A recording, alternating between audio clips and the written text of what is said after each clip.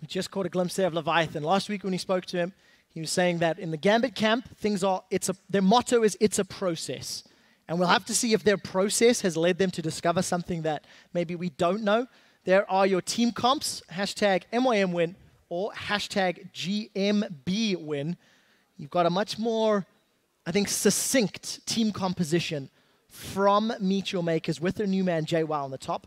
In Gambit, they're going for a little bit more of an individual play team comp. Yeah, the only thing I actually would have loved to see from MYM was like a Janna pick instead. And it was hovered. It was hovered, but they went with the Leona, which doesn't really fit into this Siege combination with Corki and Xerath. Janna here. That we've seen him play the Queen of the Xersai. And considering how strong Rainover was a few minutes ago in a actually near identical situation, it was the same dual lane he was playing against. It was the same opponent top laner. Let's see if Horo can have the same level of impact that Rainover did on Fnatic. He is against the Nidalee, however, who's a bit stronger in the one-on-one than the Jarvan would have been. Diamond, he's spotted. We're going to see a 2-on-2 fight. Oh, Diamond in a rough position as the Tremor Sense reveals. Horo and JWoww start the fight out. JWoww's engaged. He's going to Blade Surge forward before he eats a Javelin toss. Now Diamond thinking about the pounce. Decides not to engage, doesn't want to run the risk under the tower.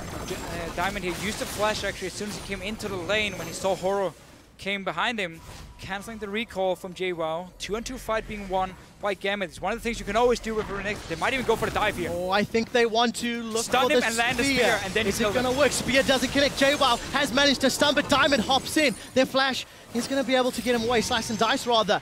Now we do see Diamond. He's low on mana, but he's taken 2 turret shots. It's at max. The knockup doesn't connect. It is 1 for Horo. Cabo Shot's going to get dropped by the next turret shot. Double kill for Horo, but 2 kills for Gambit in a dirty tower dive. So they did manage to deny a lot of when he really wants to group up with the Graves as well. Well, I think we do need to give some praise here to Pinoy and Edward. Despite Eddie starting with a pair of shoes, no combat stats, it's actually him and Pinoy that have come out of this laning phase. You do have the Graves into a Corki, so that lane matchup is pretty good for you. Nisbet has found himself a Crocodile. Dominus is out, but Horo's on the board again. That's his 3rd kill of the game. Mid lane, and he starts pushing that one in, chipping away on these turrets here, because Gambit needs to get the outer turrets down. So Gambit gonna be trying to defend this bottom lane. Pinoy may be in trouble. Look at the pressure from the rest of MYM in that tri-bush. I saw Horo and Nisbet. They're going to decide to not engage. JWoww's caught out the pounce, the takedown. JWoww's putting damage onto Cabochard. Cabochard forced to flash away. It will be Aurelia being dropped. And the tag team... to get control of this jungle on the bottom side with the 5 members. JWoww still trying to farm. He's really been shut down by Diamond and Cabochard. They're looking for Horo here. Trevor. She's gone. So, you just saw the enemy top laner teleport to the bottom lane. You even see him running with the team into your own jungle. Because you had the minions before and you had Nisbet as well, spotting them. You're down to 30% HP. Why on earth do you start your Raptor camp? Why don't you just back away, knowing they're there? I don't understand. Just sitting back at their own turret. They're still waiting. It's actually exciting. Exciting? It is. It's not the word I would use, Deficio. It is. Look at Corey. They're on a hunt. Corey's not going anywhere. Betsy's the one that's in trouble. He's about to find everybody. And he did. What? Well, Itsy Bitsy Spider gets... We'll see if Gambit or Meet Your Makers get punished. Because the tools are there. So, Dragon should be spawning in the next 2 to 3 minutes. And that's going to be where we'll have more action. JWoww's found Cabochard. And she's veiled pop. There's a lot of tankiness and a lot of trading back and forth. We do see Horo's caught out by Betsy and Pinoy. Now JWoww, he decides he wants to fight. Eats a Javelin toss. JWoww, you've totally gone the wrong way. And Pinoy finds a kill. That was not WoW at all. Summon a heal forced out of Corey. Betsy is running Horo down. Mystic Shock goes wide. Solar Flare slows Betsy. Javelin from the background. That's a massive jump from Diamond. 2-man stun from Eddie. Gambit find 4 kills in quick succession. And they peel for Baron. Pushing away from their own territory, in towards Gambit's side. If they can create a pick, they can still win this game.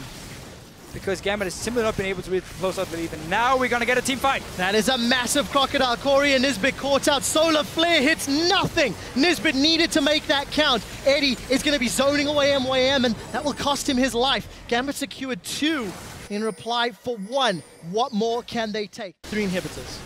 Let's see. All right, of course, you have to go for complete domination here. Every objective, the dream. This is actually MYM's chance of coming back in this game. getting not anymore. It's not Deficio. MYM have got destroyed. Nisbet with the late solar flare. They're in full retreat. Horo is out. Nisbet is out. Gambit looking for more. Mr. Ralls got no mana. Mystic Shot does not manage to connect. Betsy flashes. Does get the second. Last tick of mana working out to get Mr. Ralls. Betsy continues the chase. Diamond is now running down Corey. He pounces in. Doesn't find a target. Corey sidesteps the stun. Betsy eats the missile barrage. Gambit have peeled away. They don't want the dragon. That's a two-man stun from Eddie. Gambit are going to look for the Nexus. They've got the minions in the top and the bottom wave as well as the middle wave.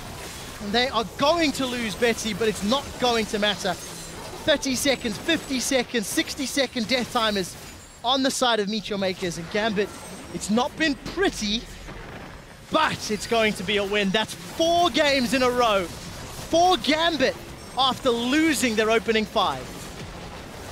I think it's very clear that they were just missing a bit of the shot calling here. Nick often provides. He's a very smart player, but a win is a win. You have a sub for this week as Nick is out sick. Gambit, while they can't be happy about the game itself, hey, 4 wins in a row now. Something else I do want to highlight as we got towards the end of the game there. Every member of Gambit had upgraded their trinkets, 3 of them with those greater stealth totems. Big smiles on the face of Gambit. They've turned their split around. 0-5 in the front half. 4-0 then to close out their first 9 games. They're no longer in that relegation zone, and it's Meet Your Makers have to somehow claw it back. Yeah. 1-8. Yeah, and again with Giants beating Elements, suddenly they have 3 wins on the board now. Just make it look nearly impossible for MYM with the way at least the games are going for them. And I was just looking at the player camps during the game. Nobody really talks, nobody smiles. Like, you can see this is a team who has a lot of problems, a lot of things they need to sort out. They tried to make a roster change, brought in JWoww, kept again Mimer as an assistant coach to help out Yamato Cannon and the team. So they have a fairly good